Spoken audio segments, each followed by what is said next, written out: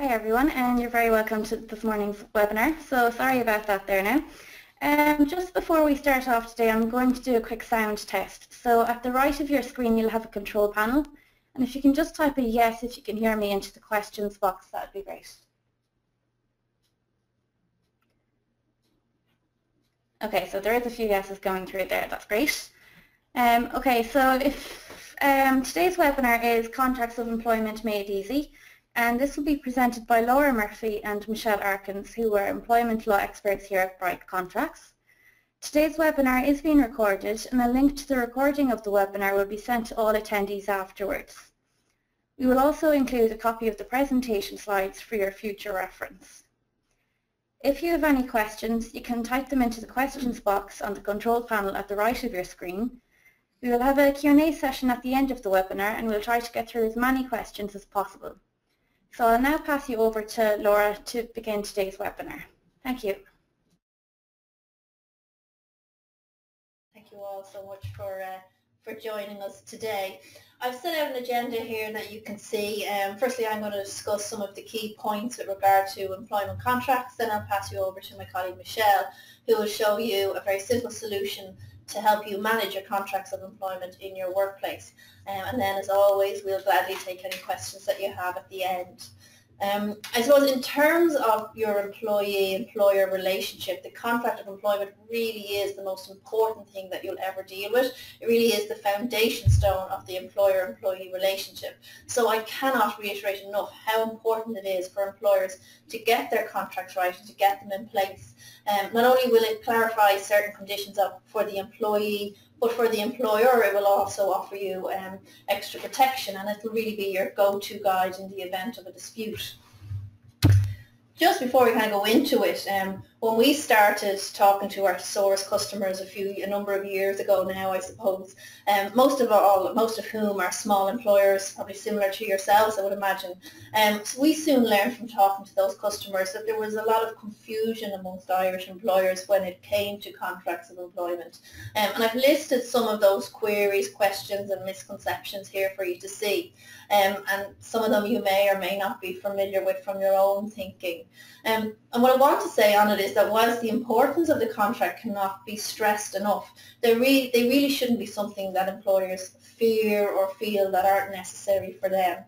So our goal today is to simplify the employment contract for you and to make it accessible to small employers.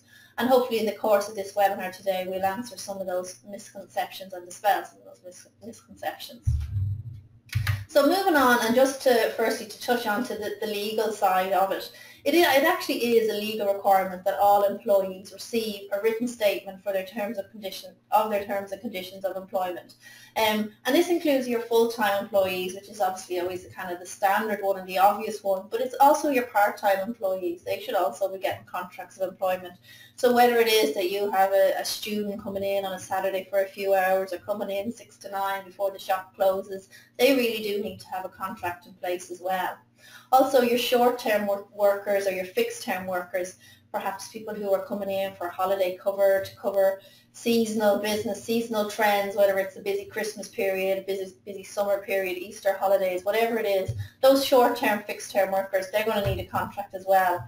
And lastly, your casual workers, the people who you call in as and when you need them to cover busy periods, and they're probably, I don't want to say the most important one, but there can be so much confusion around that area, so it's important also to have contracts for those as well.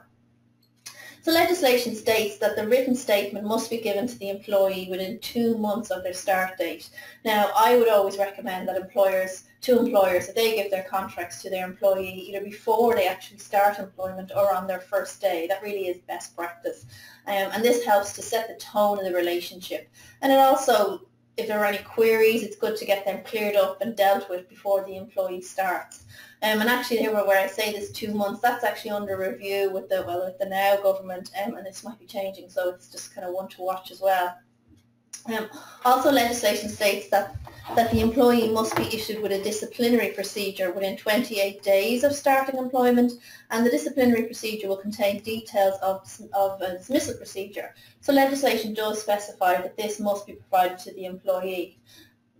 And generally the disciplinary procedure would be given with the contract of employment, maybe perhaps as part of your staff handbook. So I would think that's another argument as to why you should really give your contracts out sooner than that 2-month suggested deadline by legislation. And finally, the final point on this, and we're talking about the legal requirement, your existing employees do also have a right to a contract of employment. So if you don't have a contract in place for existing staff, I would say to you that it's never too late to introduce your contracts. You really want to do it now before an issue arises. How you manage an employee issue will be so much easier and so much straightforward if you have documentation in place to support you and to be able to refer back to. And we see this time and time again on our helpline where employers put contracts on the long finger thinking that they'll never have an issue, and the next thing something happens and then they struggle to manage it because they don't have any contract or paperwork or policies in place. So really the advice is it doesn't matter how long an employee has been with you, really it's never too late to get that contract in place. And also your existing employees can come to you and request to have a contract and request you to give them a contract. And if you do receive such a request, you have a 2-month period again in which to respond to them. So just moving on then to actually the cost of non-compliance, because as we said, it's a legal obligation to give out these written terms. If as an employer you are found not to have written statements in place, you will be fined 4 weeks gross pay per employee. Now, I'm not a mathematician, but if I do some very basic calculations with that, if you have 10 employees earning an average of 500 per week, you could be facing fines of €20,000. And I really don't think that's a figure that many small employers would easily swallow, definitely not some of our customers that we're talking to. And there is this mindset among some employers that this will never happen to them, but the reality is that it can, and it does, and it has happened to small employers. And spot checks can be carried out on businesses. Now previously these were carried out by NERA, which you may or may not be familiar with. NERA now fall under the Workplace Relations Commission, the WRC, and inspections are carried out by the WRC, who actually now have increased powers than NERA did.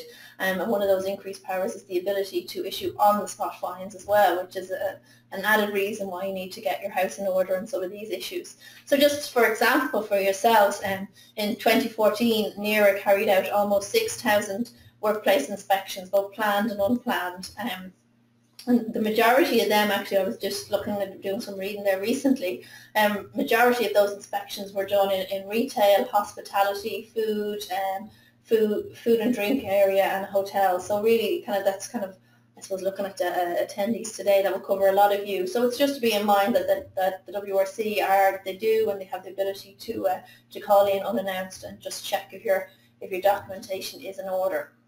So just to move on then, avoiding costly disputes. Failure to have proper contracts in place not only leaves you open to these costly fines that we've just been talking about, but it also leaves you open to costly disputes, which can then escalate to tribunals, and then you're looking at legal fees, etc. So not having clearly documented terms of employment can really leave you open as an employer. And I just want to give you an example of this. An agreement between an employer and employee is usually made up of 2 types of terms: express terms, i.e. those that are written down in writing, and implied terms, which are unwritten and tend to have developed over time. Your implied terms can be formed as a result of custom and practice, and custom and practice is a practice that has developed over a period of time or by arrangement that really has never been specifically agreed upon between the employer and the employee, but it can be argued to have formed part of your terms of conditions of employment. But the issue with the custom and practice terms is that there can easily be disagreement because they've never been specifically agreed upon. An example of this would be a recent case involving a publishing company. And I've just kind of I've set out some of the details of that there. They're a publishing company, and in the downturn, they decided up until that point they had always issued bonuses to staff. And with the downturn, they weren't in that position to pay bonuses on that particular year, so they decided against paying bonuses. The employees actually took a case against the company, claiming that bonuses had become custom and practice and that they were entitled to their bonuses. At the tribunal, the judge actually did find in favour of the employees, and yes, the bonus payment had had formed part of their terms of conditions and should be paid. So that's like a really obvious thing. Like, you had a small clause in your contract stating something very simple to say that bonuses might be paid but are totally at discretion of management. That simple clause would have protected that company in that situation and prevented that case happening. There's also a recent case that we came across just talking to one of our customers, and they were telling us a little bit about why they were now using bright contracts, and it was a local hairdressers, and they had let somebody go, but again, they kind of been happily going along for a number of years, and again, this kind of idea, when nothing's ever going to happen to me, I'll be fine. Lo and behold, they did have to make a dismissal, and lo and behold, that employee or former employee did bring a case against them. So they very diligently went and sought legal advice and paid for their legal fees, etc. They turned up at the tribunal, which incidentally was held in a local hotel. So you're not dragged down to the forecourts or anything like that. It's in a local hotel. The judge at that tribunal didn't even wait to hear the employer's defence. They said, where is your contracts? Where are your documentation? They didn't have any to show, and he just ruled out the case immediately and slapped a 20,000 fine on the employer. So again, that 20,000 fine, that's a real case, and again, it's not something that I would imagine many small employers could swallow. But just moving on, we spoke a little bit earlier about your different types of employees and how different employees will need different types of will need a contract, and obviously there are different types of contracts that you will issue to the employee depending on their working arrangement. So I'll just touch on these very briefly. So you got your permanent or your indefinite contract. Sorry, excuse me. A permanent contract is a contract between an employer and an employee where no end date is specified. So you expect this person to be working with you for the foreseeable future. Permanent contracts don't have to be full-time. It can very much be a part-time member of staff as well. Your fixed-term contracts is obviously a person who is employed for a limited but definite period of time with a predetermined end date. Specific purpose contract, that could be somebody who you have in for a particular project. So you don't really know when the end date is, but you know that whenever this project is over, they will finish working with you. Again, temporary contract is similar to the above two that we've just talked about. And then casual contract and 0 hours contracts. So this is the as and when person, the person that you call in maybe to cover extra hours. So there's no continuing relationship, particularly with the casual contract, and the individual may be contacted when required.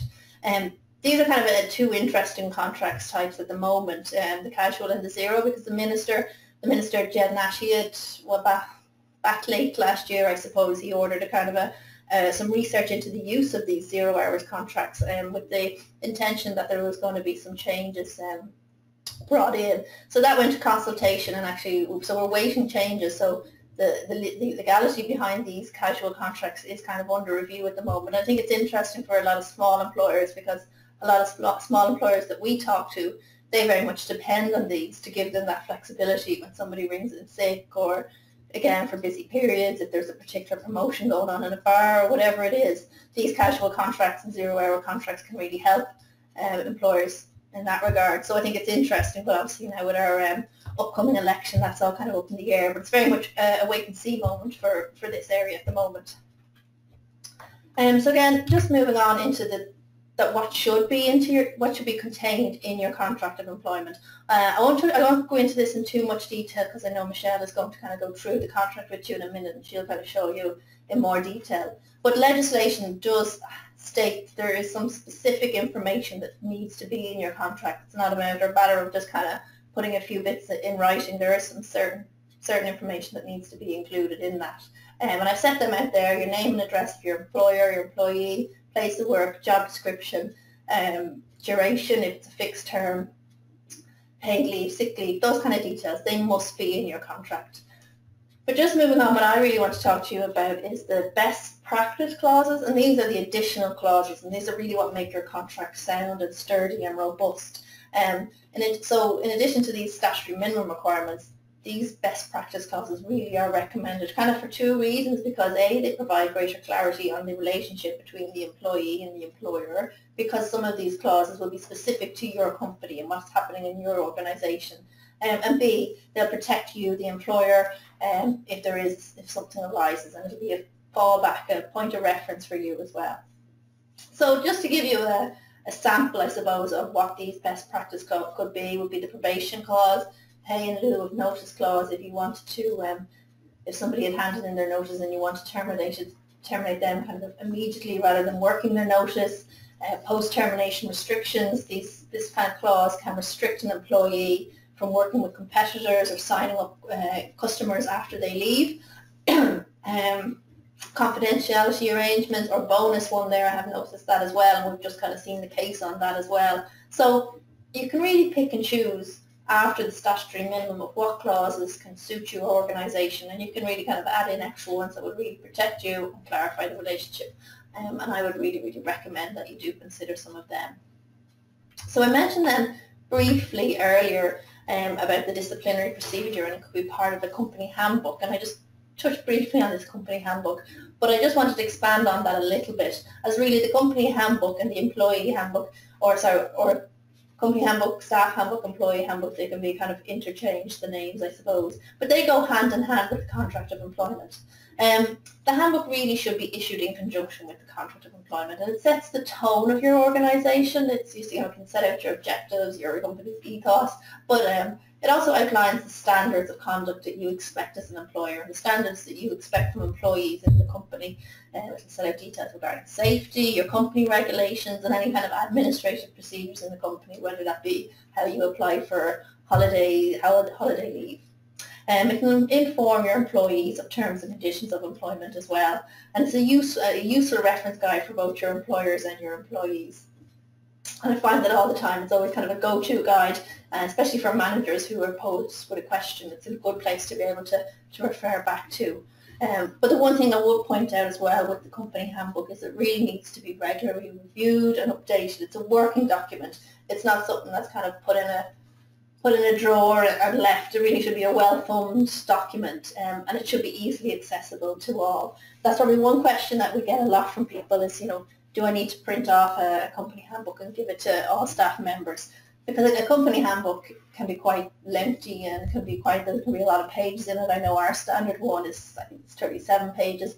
So we would say no, you can certainly leave it online or leave it in a drive somewhere if you have a local drive that everybody uses, or you can print off a few copies of your handbook and leave it somewhere that everybody can access, I suppose, for a lot of kind of smaller operations. If there's a canteen or some sort of a facility where people are having their teas or their coffees or their lunch break, and then it's an ideal place then to leave the company handbook there so people can access it there should they need it.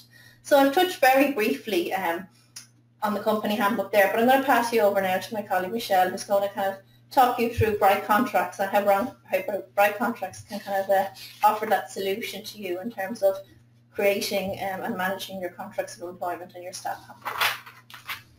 That's great. Thanks very much, Laura. Now I'll just bring you into our software. Initially what we're going to show you today is our software program, Bright Contracts. And what Bright Contracts literally is made up of kind of four main tabs that you'll see up the very top of your screen. The first tab is your summary screen, which will give us a great overview at any stage of what's going on in the company. As you can see here, we have 16 employees in total.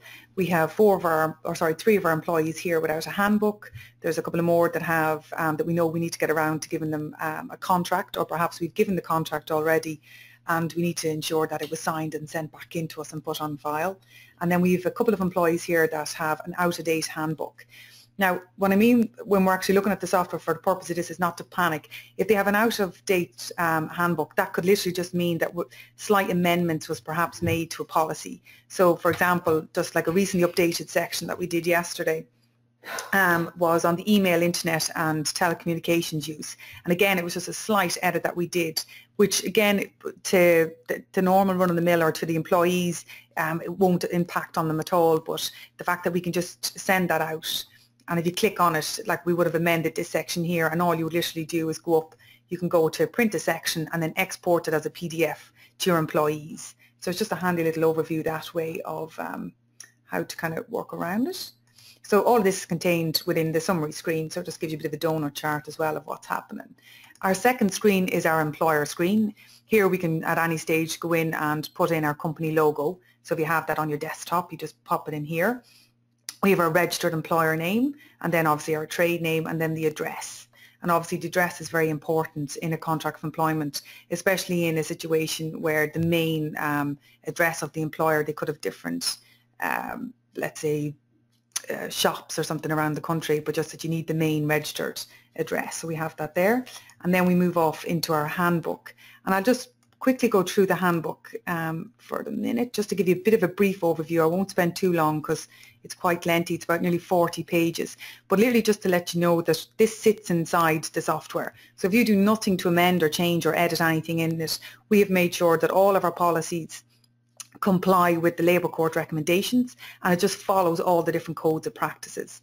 And in fact, if anything, it's brilliant as a great reference guide for managers or, you know, for employers in-house. So if you're anyway unsure of the different employment acts and what the onus is and or the obligation on the employer, just have a quick look at any of your policies.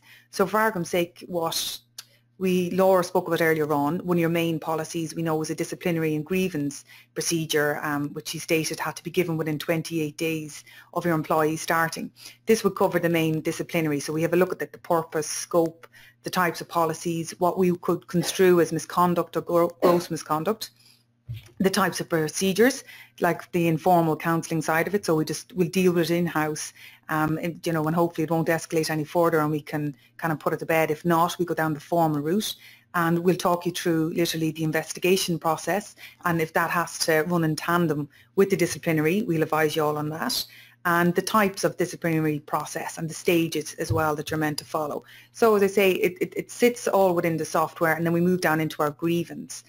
This would be where an employee in the workplace may have a grievance with a practice, or it could be with another employee or even indeed a customer, and that there is a policy in place and a process that they follow to raise that grievance with the employer, to give the employer an opportunity to address it. And that's extremely important, because in a lot of cases with employees where they've gone to court claiming constructive dismissal, where they felt that there was something going on in the workplace, that it wasn't dealt with correctly, and they had no, you know, there's nothing else they could have done but leave employment.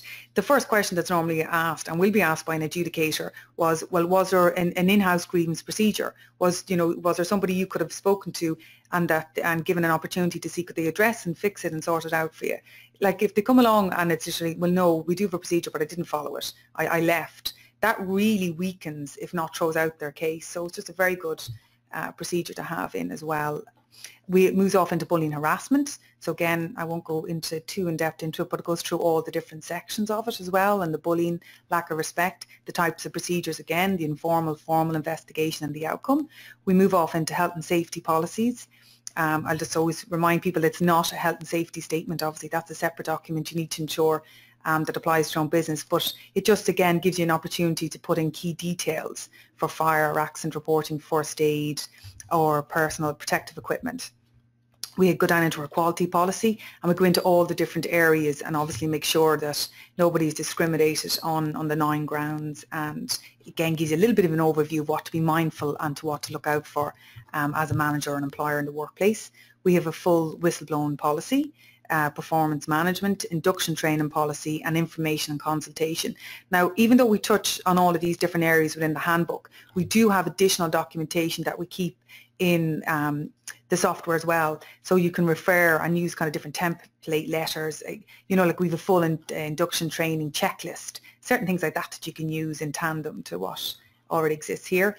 And then we move off into another section which is terms and conditions, and here it's a great little area to be able to keep your contract nice and tidy and small, because obviously that's the contractual agreement that you have with your employee, and then you elaborate further in your handbook.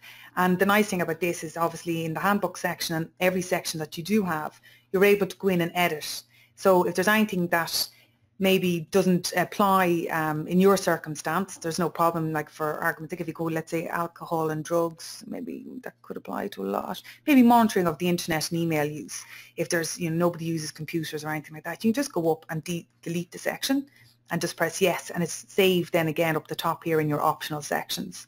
So you can just go along your entire handbook, take out what you want, and you can also add in a new section. So if you've got a practice or a policy in place at the moment that you don't see in our handbook, you can just go ahead, put it in under any of the main headings you see here and just insert your new policy. You can also send it in to us in Bright Contracts. We'll have a look at it, make sure that everything is right, and we can send it back to you and then just pop it into the handbook.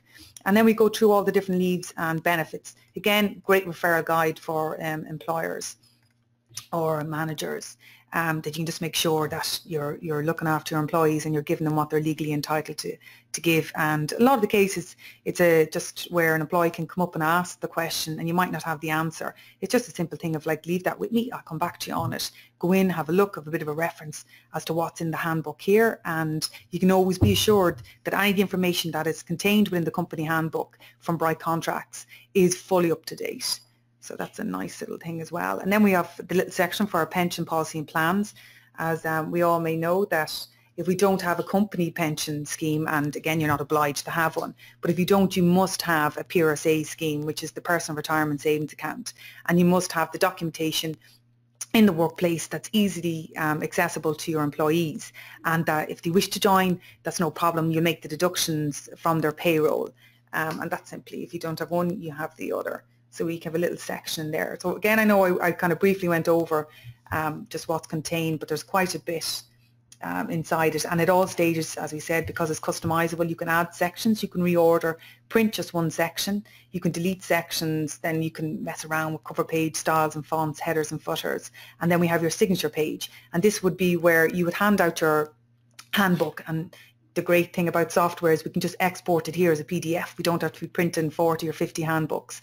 And then when you're kind of happy and confident that you've given them enough time to read the handbook, you can either bring them all back in, and you can just use one single signature page for multiple employees, and they're literally just telling you that they acknowledge that they've read and received and understand the contents of your company handbook, and they sign off, and you just keep that on file in-house.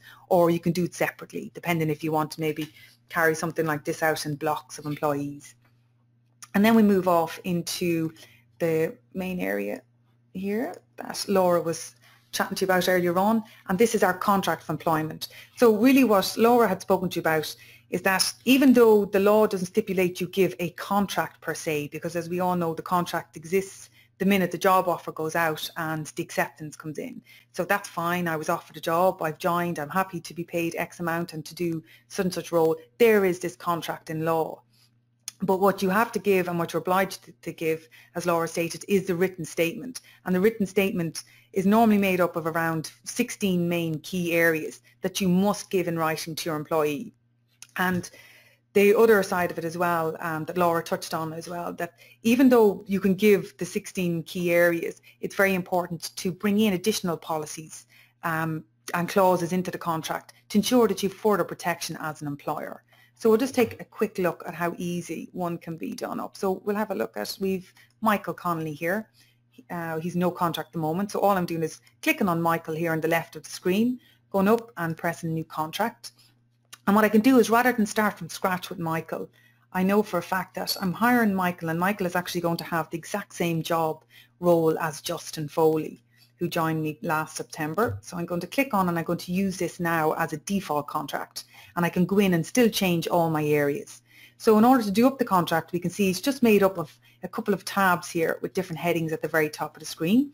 And all I have to do is literally go through one step by step and input any information into the relevant areas. And what we've also done to kind of make things 10 times easier for you is at any stage throughout the process where you're looking to enter in information, there's little snippets of information that give you the reason why A, this is in the contract, and B, kind of what's important about it. So you can use that as a bit of a reference guide throughout. So we can see here from our first tab from the employee, we've Michael Connolly, we've Michael's address, and we know that Michael's male. We can put in his date of birth. Again, this is only really necessary if you've employees that are under the age of 18. Michael's job also is going to be a sales assistant, so I don't need to change that. And his job description, what we've done in our company is that we have them as separate documents that they can read either with the contract or at a later stage. And really the job description just breaks up the main duties, roles and responsibilities that they have within the company, which is kind of, it's a good thing to have if you've got people in positions that they're quite varied and quite wide. So it just means you can narrow it down, and that there's a great degree of flexibility in it as well, but that your employee knows at all times what exactly their role is in the company. We know that we need to enter in the rate of pay. So what I'm going to do here is, Michael is actually going to be on €11 per hour. So I don't really need to change anything on that. I'm going to be paying actually Michael fortnightly, and it'll be by credit transfer. So that's perfect, and all I do is press save. Move off into dates and places. The date of the contract will be today, the 18th. The commencement of employment was the 18th of July. So I just want to get rid of that because that would have been my default contract. So he's going to be starting with me also today. Commencement of period of continuous employment would be if Michael had worked in a different company and would be transferring over, or if there was a transfer of undertakings. That's where we put in the date into there, into that section. Again, gives you a little information on it if you're a little bit unsure as to why we've asked for it. The probationary period length, again, Michael's only starting with us, so we're going to put him on a 6-month probationary period, and we're going to make sure that that's included. And it's very important with your probationary period to have a clause to ensure that the Unfair Dismissals Act won't apply. So that's just giving us an opportunity to make sure that Michael's going to work out in our company, and that equally, you know, Michael's sure and is happy with the job and the expectations that he has, and that we're happy with his performance. And then we'll review and assess that throughout the 6 months. And if necessary, we can extend the probationary period for a further 3 months. And if we do that, we'll make sure that we'll give a contract to stipulate that we've extended it, and that will further review him. So just to make sure that you have that.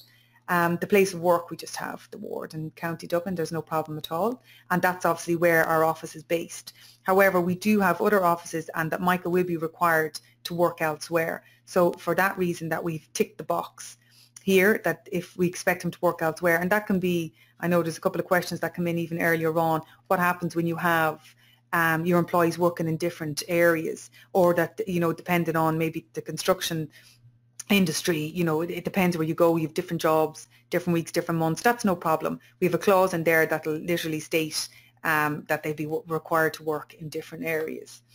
We also, if there's anyone in the company for this, at this stage, Michael doesn't and won't be required to work outside the state for more than 1 month, but if he did, we'd have to ensure and that we have certain areas covered as well within the contract.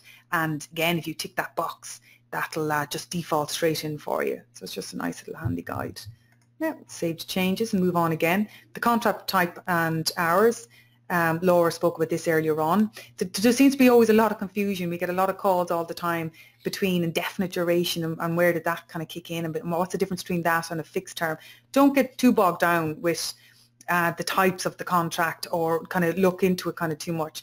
The majority of people are normally on a permanent contract. So that is, we do hope that you're going to stay with us for a long time, unless there's a breaching contract or you leave and decide to terminate, or we terminate maybe due to misconduct or for disciplinary reasons. So other than that, it should be made permanent. You can give out a fixed term contract, but there needs to be objective justifiable grounds for it being a fixed term. And we know that there's, again, stipulations and that we need to look after and make sure that we follow and adhere to when we give out fixed terms, because it can't go over 4 years. And again, we've all that information in the software, so you can have a good look at it. Or we could have specific purpose contracts where we're bringing somebody in-house literally for one particular role. And when that role and job is completed, it could be somebody in marketing where you might want to say, look, I want you to ensure that I have 100 new customers within the next, 3 to 6 months. And once you reach that target for me, that's it. The contract will be finished at that stage. Or there could be a job, and you know that the duration of the job itself for a building contract will last 6 months, that you'll be hiring people literally for that 6 months contract. So their specific purpose. Or indeed, we might bring somebody in that will be covering somebody that's on long-term sick leave or on maternity leave. And again, we'll do the same. We'll have an actual date when the contract will expire, and we'll deal with it then at that stage. And it's very important as well with fixed term contracts that you talk to the person and the employee within the month of it expiring. And the handy little thing with Bright Contracts is it flags that employee or any employees that are on fixed term contracts. So it just gives you the heads up on it. Now, so that's perfect. We're going to put him on a permanent contract. Hopefully he'll stay with us. And he's going to be working, in this case, normal hours, because our normal hours are 9 to 5:30. So I don't need to change anything. But if I did want to and I wanted to work, I can go off into shift work and I can outline then the main details of the shift work and what he's required to do, or if it's casual hours. And what we also have for your casual hours, again within the software, is the full kind of writing that we can just literally copy and paste into that box for you also. You just click on that button. If you just go in there, you'll be able to find all your information. And then we also have an area for any collective agreements that you might have in the company. And again, just tells you literally all about it and what you need to do. So that's perfect. We've nothing there, so we can save off. I'm sorry, casual hours. I'm leaving him on normal hours. There he is. He's working 9 to 5. He's Monday. Actually, Michael is going to be Tuesday to Saturday. And I can enter into the text box here any exceptions to the normal hours. So if I want, he may be required to work Sundays. He might be required to work maybe 2 late evenings in a month or anything like that. We can just enter it in the text box there. We'll save off. And then we go into overtime, holidays, and other pay. And here we have overtime. We actually pay for our overtime.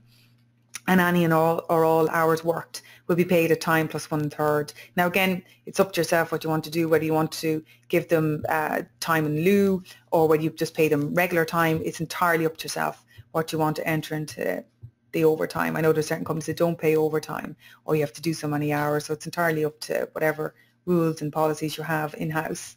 We move down then into annual leave. So because it's a permanent contract and he's on full-time hours, I know there's going to be 20 days annual leave because he'll work over the 1,365 hours.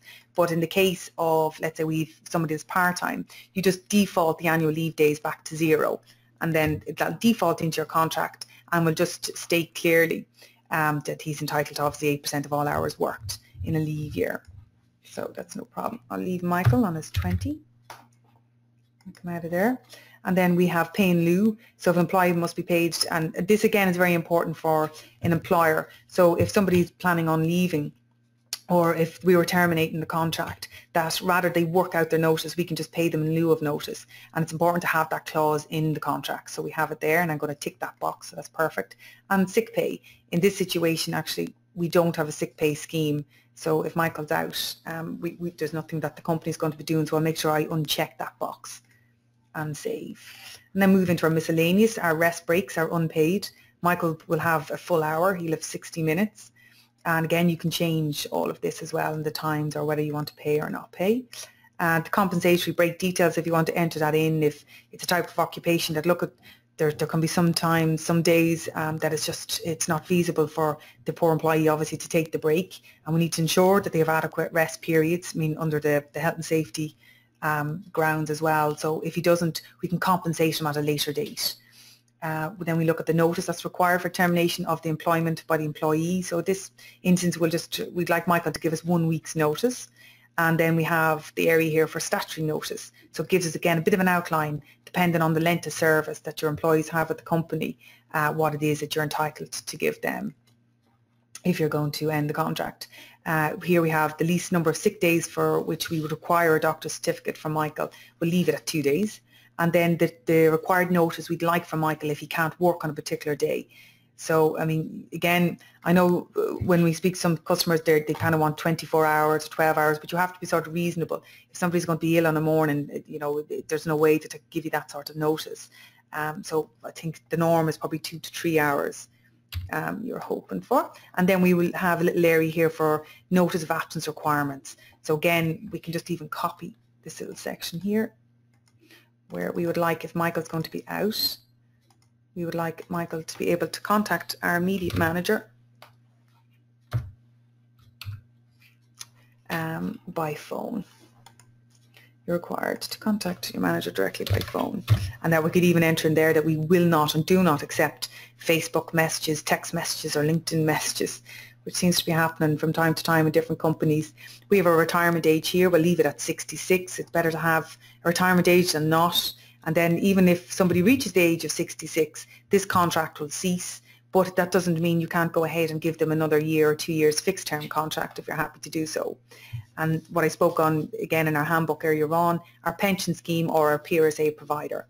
So we don't have a company pension scheme at the minute, but we do have a PRSA provider and we just use our own our local bank, which is the AIB bank. So all you can literally do is walk in the door, pick up the brochures, bring them back, notify your employees that yes, our PRSA is AIB, we have all the booklets here. If you want to check up on it or you want to speak to maybe somebody in AIB, there's no problem, someone will come down. And if you wish to join, that's great, we'll look after you and make the deductions to your wages. Now we'll press save. And then you just move in at the very end what we have. And the reason we do this is because we know not every position and not every person in the company is going to have the same contract of employment. As I'd say, a contract of employment we might give to a senior manager or even a company director will have a lot more different clauses in it than somebody that's perhaps working just part-time, doing 10, 12 hours at a weekend. For that reason, we give the option for you to build in additional clauses that might be applicable to certain employees and not the others. So for example here, what I've done is I've built in acceptance of gifts, confidential information, expenses, deductions from wages, very, very important to have in, double employment, again, that obviously we need to ensure as employers that he's not working over a maximum working week of 48 hours. So if he's doing 40 hours with me, I can't have him working in some shop up the road another 20 or 30 hours. And if I'm aware of that, I need to do something about it. Again, they're just all different acts you need to be mindful of. A meal allowance, we're going to be looking after that. A right to search clause. And if there's anything else I want to go into, all I simply have to do is go into our section here. You see? Yeah. And then come back out of that in on our additional content section. So what I can do is just, I will need my license key. Now, because we've made sure that we have all your information. There we are. So all I literally have to look at is any of the different additional sections here. There may be mediation or layoff and short time, which is a very good one to have. So again, anyone you click on, you can just copy and paste and then go back into the software.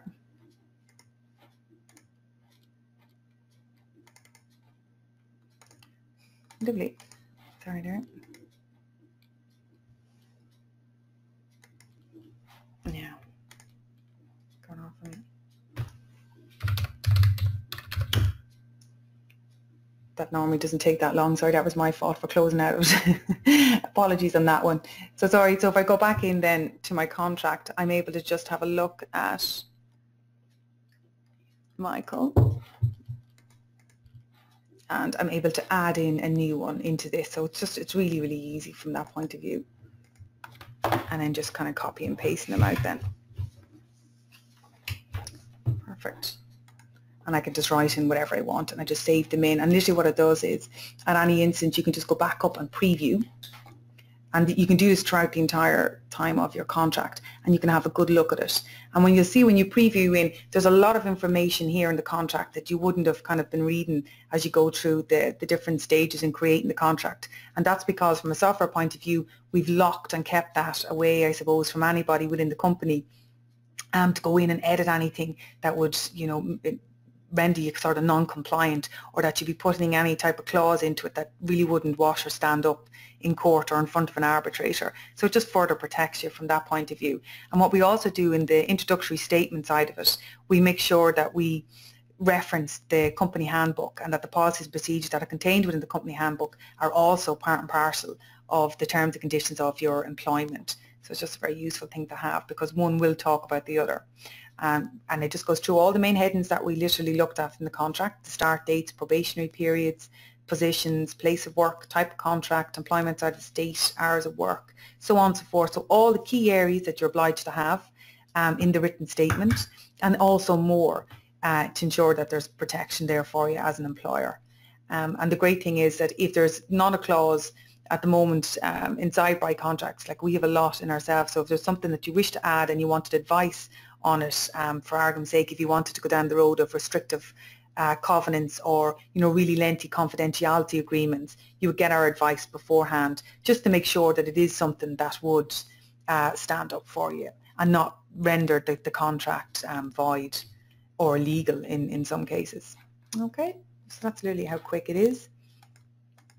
And that brings us back to just an area even as well that you can just go in, you can change and look after and store everything, and you're able to lock down your contract. That's very important because some of the grievances that we've had with certain employers is that changes and amendments have been made to contracts of employment by their own staff members that would have been in quite senior positions, And so we just kind of added the further protection by ensuring that we locked it down. So for argument's sake, if I wanted to go in and have a look at Michael, and then I spoke with Michael, Michael was very happy with his contract of employment and he signed it and I signed it because obviously the obligation is on the employer. I just click the button there as Marcus signed, and then that will mean that Michael's, yeah, you see it's turned light grey now, which means I can't go in and edit anything in Michael's contract. Okay, so I hope that will give you a very good overview of how fast and how quick an employment contract. I know I was a little bit longer doing it, but it was just to kind of run through all the different areas. So we're kind of hitting that time now. I suppose we better go back over to you, Laura, to do maybe a couple of questions. I know there's a lot that's coming in at the moment. Perfect. Thank you very much, Michelle. So we just have to take a few questions as they're coming in, but just sorry, just before we just to kind of finally sum up, I suppose, really it's so important to get your contracts in place, and because, as I said earlier, they are the backbone of the relationship, and your handbooks really do go alongside your contracts as well. So it's really best to get the two of them all done and all sorted together. And I hope from Michelle's demonstration that you can kind of see and agree that by contracts really is an easy solution to help deliver that to you as well, and that the support there in terms of kind of, obviously you can go off and do it your own and the controller's with you, but we have the support there just to kind of at the other end of the phone should you need it. So just seeing what kind of questions are coming in now. Michelle mentioned, I see one, contracts for apprentices. The software doesn't actually have contracts for apprentices, but I would absolutely agree that yes, you should. It's a different kind of agreement. You should have a written agreement in place with an apprentice, and if it's something that you're considering using an apprentice, certainly come to us and I can kind of point you in the right direction in terms of the template. I suppose it's a much shorter agreement, but there are agreements that you should put in place, and we can certainly point you in the right direction if you are hiring apprentices and you need to have something in place. And then there's another question that if the employee has been with you years, do you date the contract as today or when they started? No, it's very important that you date the contract from the date that they started in the company. And this would be for reasons for like redundancy purposes. So if anything was to happen on the line, you were to make them redundant. Obviously their redundancy, the years take effect from the date. So, and again, never ever to worry too much about something like that we would get a lot of times of, oh, I'll sneakily put in a different date so it doesn't look like that I haven't met my obligation, but I should have done years ago. Don't worry, just make sure that whatever on the content is correct. And as Laura said very earlier on in the webinar, that there's no problem. If somebody's with you years, there's absolutely no problem on giving them, because all you're doing as an employer is making sure that you're looking after your obligations and just fulfilling that. So there's no problem. You can put it back, date it back to 1980. It doesn't make any odds. Yeah, there's no problem. Just another one there, place of work section, can it vary? Absolutely. The default contract that Michelle's actually taken you through, and we default that if you're creating one, the place of work will default as the employer's address. Just to, in 9 times out of 10, that's the case, and it's the majority of cases. But that's in a free text box within the contract, so within the software, sorry. So you're able to change that, no problem. And absolutely, it's the case in lots of different work environments that there is no one fixed place of work, and it'll very much depend on the project or whatever it is. So absolutely, it's perfectly fine to say that the place of work varies or differs, and by contracts definitely allows for that as well.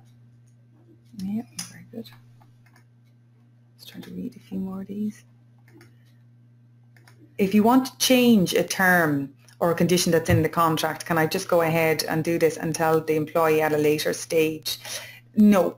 It's for the simple fact, I suppose, that like what you have is a contractual agreement that two parties entered into from day one. So you can't unilaterally just change any of the terms and agreements without discussing this with the employee. So the best thing to do is just invite the employee in, have a chat with them, tell them the reasons, because again, as an employer, if you're reasonable and you've reasonable grounds and justifiable grounds for doing what you're doing, then an employee will normally, 9 times out of 10, will work with you.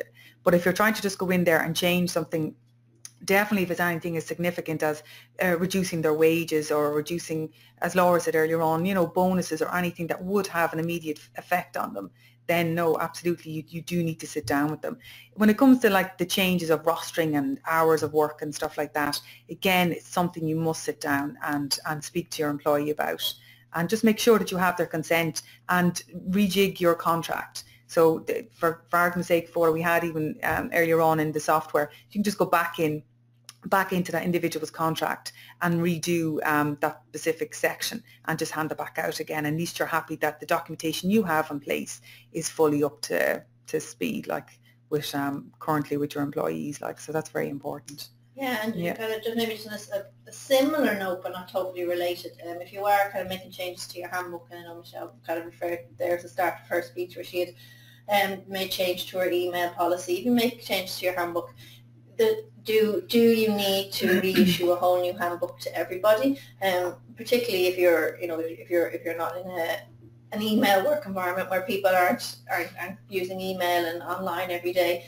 No, you don't have to print off a whole new 40-page document. It's perfectly acceptable to just print off the new clause or the change clause, highlight to people maybe in a staff memo that this is a new policy in place. You've recently put in a social media policy or whatever the case may be. And then you're just printing off that one policy, and you can add it into your documentation, or you can put it up on a notice board, or you can send it out to employees, but you don't have to, again, print off the whole 40-page document. We have another question. Can you have a contract of employment without a staff handbook, or do you need both? That's a good question. I mean, I can have the contract or the written statement, and it depends. Like, we have looked at certain contracts from Bright Contracts users that we would have now at the moment, they would have sent in, and like some of them are 18 or 20 pages long. And all I'd say to you is just be very careful, because this is a contract that you have and you're bound by the terms and the conditions inside. So you want to make sure you're not including too much in there that's going to restrict you from being able to make amendments. And that's why we'd always say it's best to keep your contract short and sweet, but make sure you've all the relevant information and clauses that you need for the company, and then elaborate and build in a lot more in the handbook. And as I say, because one talks about the other, it's very, very good, even bring them to court or anything like that. Like, we've seen one particular customer that I dealt with last week, he was delighted that there was something he didn't even realise even at the time was in his own handbook that actually saved him in a case, and he was able to use that as well. But you also have to look at the different types of policies and procedures that you have in the company are quite lengthy, so you do want to keep them in one document. You don't want to have 15 or 20 different documents and to be going around to your employees asking them to sign different pages, and then you've a huge big employee file. So it's just best to have both. Yeah. Just seen another question coming in. I think we've time for a couple more. Where was it gone now? Can you include a section saying the employee may travel outside the state for a number of months? Can you? Probably the question is, do you have to? Because yes, you do have to include that section if it is the case that somebody's going to be travelling and working outside the state. If they're working outside the state for longer than a month, then certain terms and conditions must be put in writing to that employee. And Bright Contracts definitely accommodates for that as well. And it'll just different things that need to be included. So yes, you do have to, and you should. And Bright Contracts, yes, Bright Contracts does allow it. We've just another one there. Basically, they're looking for the cost of the software. Yeah, I suppose that's something we should have spoken about maybe a little bit earlier. The cost of Bright Contracts, as you say, like it does up all your contracts of employment, and it look after your company handbook, and it sits inside, is €399. Now, we are happy to offer a discount to all of our webinar attendees, so there's no problem at all. Like, we're very happy to give a 25% discount to everyone that has joined in if they wish to purchase within the next 30 days, and we'll make sure that we send an email out to everybody letting you avail of that deal. But it's also be very mindful of, not only will you have the software, which will have everything and keep a full database and a great kind of a referral guide, you'll also have our full support. We give full HR support to all of our users, which means if you're kind of worried or you have any grievances, or you're going through anything at the moment, maybe managing long-term sickness of one of the employees, or you're going through a grievance or disciplinary or bullying harassment, you can contact us and we'll give you best practice and assistance throughout the process. We'll also be able to issue with template letters and any type of documentation that you're also going to need.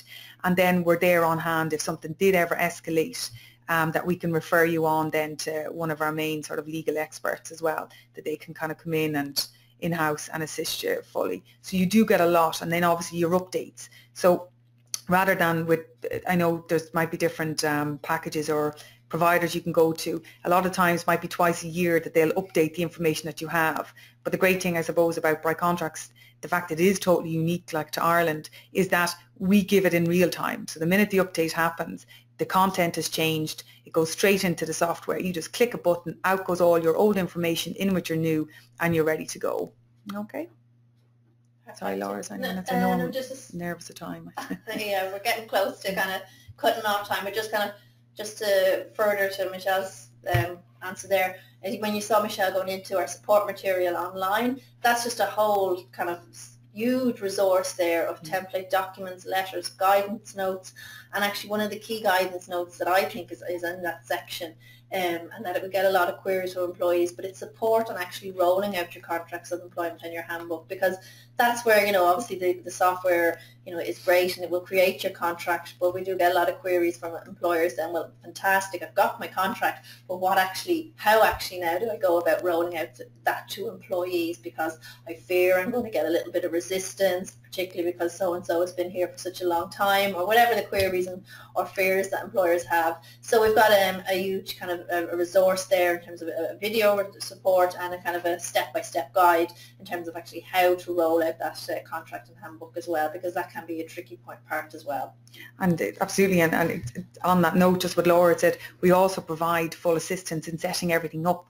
So if, like I know, look, we have a lot of questions that come in every time we do a webinar, and indeed on through the support lines, but we'll be able to kind of walk you through your contracts and your company handbook and answer any of the concerns that are individual to your own company, like if you ever use Bright Contracts. So it's just to make sure that that assistance is there for, especially for small employers, which again Bright Contracts was kind of developed for, is just to make sure that you can have that peace of mind by knowing that there is somebody and there's kind of experts there that are on hand to assist you whenever you need it, you know.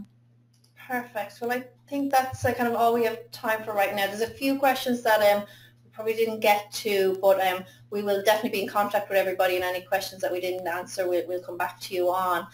Thank you all so much for tuning in today. I hope you found it interesting and useful and informative.